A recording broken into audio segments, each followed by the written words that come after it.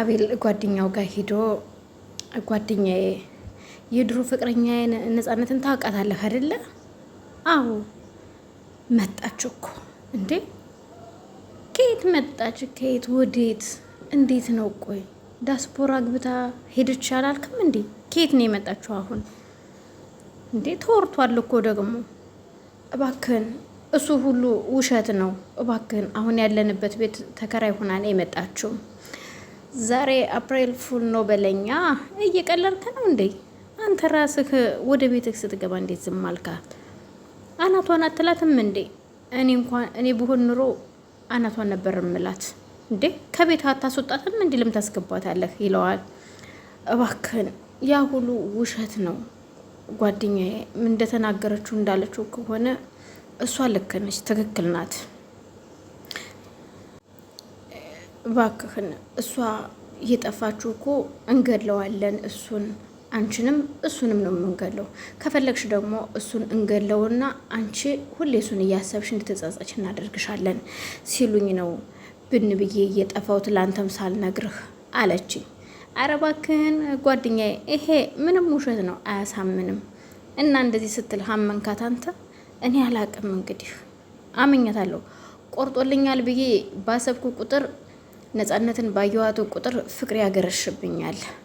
ጓደኛው የፌስ ሳቁን እያሰቀ ጓደኛዬ ቀጣዩ ጦርነት ከሰላም ጋር ነው በለኛ። ታዲያ አዎ እንግዲህ አንተ እየቀለድክ ነው። እንግዲህ ከዛ እሳት ውስጥ ያወጣህን ነገር ሁሉ እንደገና ተመልሼ እገባለሁ ትላለህ። ሰማ ጓደኛዬ፣ ወደ መቀመቅ ነው የምትገባው። እንዳትሸወድ አስብ ጓደኛዬ። እሺ በቃ ጓደኛዬ አሁን ወደ ቤት መሄድ ይኖርብኛል፣ ፕሮግራም አለኝ ይልና አቤልም ቻው ብሎት ጓደኛውን ወደ ቤቱ ይሄዳል። አቤልዬ ለማንኛውም ነገሮችን በደንብ አስብበት፣ ተረጋግተህ አስብ እሺ። እና እሷንም አግኝታት አነጋግራት፣ ለምን እንደመጣች አናግራት እሺ። ራስህን ያልሆነ ቦታ ላይ እንዳጥለው። በቃ እሺ ቻው ጓደኛዬ። እሺ እነግርሃለሁ ያለውን ነገር ይሉና አቤል ከጓደኛው ጋር ተለያዩ።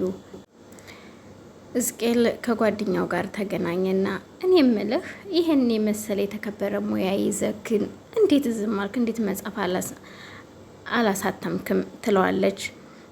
ኧረ እባክሽ ጓደኛ እያሰብኩ ነው፣ አሁን ላሳትም ነው እንዴ? ምን አስበሽ ነው? አሁን አሳትማለሁ ይላታል። ያው ግን ጊዜ ስራ ወጥሮኝ ነው።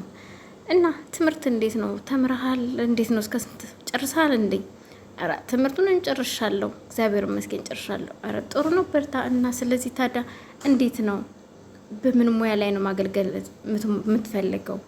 በዚህ በመጻፍ በግጥምህ ለምን አትቀጥልበትም? ትሏለች። እኔም እያሰብኩኝ ነው። እስኪ ቆይ እንግዲህ አሁን ነገሮች እያመቻቸው ነው ይላታል።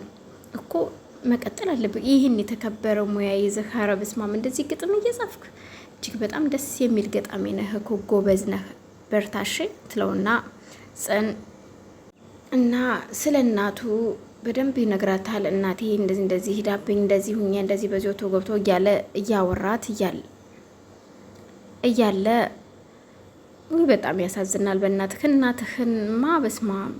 እና አሁን ታዲያ እንዴት ነው? ለዛ ነው ደላላ የምሰራው ማለት ነው?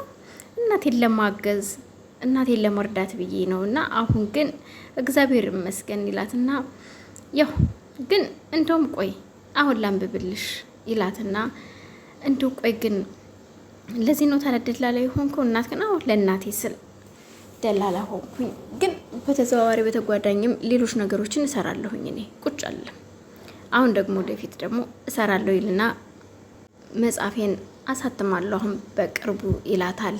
እሺ ትለዋለች። ሰላም አቤልን ውዴ ዳግመኛ ልጅ ብታገኝ ደስ ይልሃል ወይስ አይልህም? ትለዋለች። እንዴ ሰላምዬ ለምን ደስ አይለኝም? በጣም ነው እንጂ ደስ የሚለኝ። አድጎ ልጃችን አባባ አማማ ሲጫወት እንዴት ደስ እንደሚል ልጅ እኮ። እንዴ ሰላምዬ ታይ እንጂ ይልህ ልጃችን ቢኖር ኑሮ አሁን 4 ዓመት የሆነው ነበረ ትልና አይዞሽ በቃ ያኮ አለፈ ነበረ። ግን ምን ታደርጊዋለሽ? አንድ የሆነ ባይሆን ጥሩ ነበረ። ሰላምዬ ይህን ነገር ደጋግመሽ አታንሺው። እግዚአብሔር ሰጠ እግዚአብሔር ነሳ ይላታል። ባክን እግዚአብሔር አይደለም ሰው ነው የወሰደብኝ ልጄን ትለዋለች። በቃ ሆነ። ሁላችንም አብርሽን እስከ ህይወታችን ፍጻሜ ልንረሳው አንችልም። በጎ ነገር ማሰቡ ይሻላል። እንደውም አሁን ከዚህ በኋላ መንታ ልጆች አንቺን የመሳሰሉ ቆንጆ ልጆች እንወልዳለን።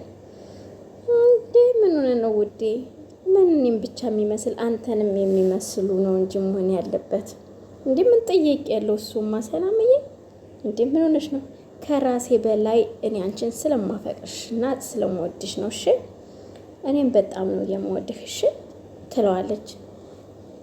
አቤል ደግሞ እንዴ ግን ውዴ ዛሬ ከየት መጣልሽ እንደዚህ አይነት የልጅ ሀሳብ ይላታል።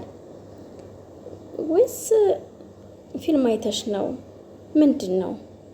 አይ በቃ አለ አይደለ እናት መሆን ስላማረኝ ነው አቤልዬ ትለዋለች። እንዴ ምን ችግር አለው ታዲያ? ልጅ እንደሆነ የእግዚአብሔር ስጦታ ነው።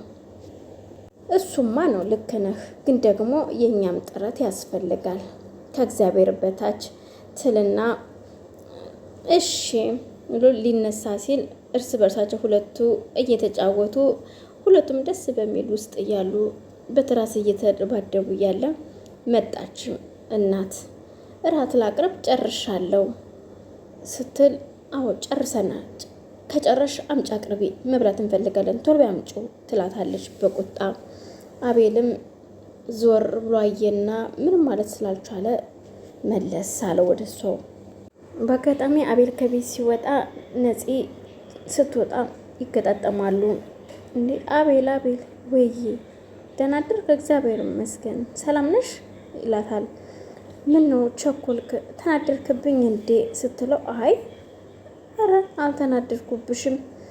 እሺ ለምን ወደ ቤት ብቅ አትልም ታዲያ ካልተናደርክብኝ? ለምንድን ነው እየሸሸኸኝ ነው እንዴ ስትለው ኧረ በፍጹም እየሸሸውሽ አይደለም፣ ምናልባት ፍቅራችን ካገረሸብን ብለህ ከሆነ ነው። ታዲያ ለምንድን ነው ሁልጊዜ ሳይህ ትሸሸኛለህ፣ ትርቀኛለህ? ለምንድን ነው ትለዋለች።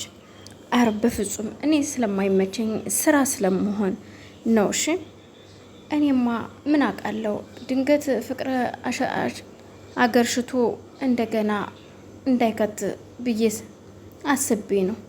ኧረ በፍጹም እኔ እኮ አሁን ባለትዳር ነኝ። ምን አስበሽ ነው?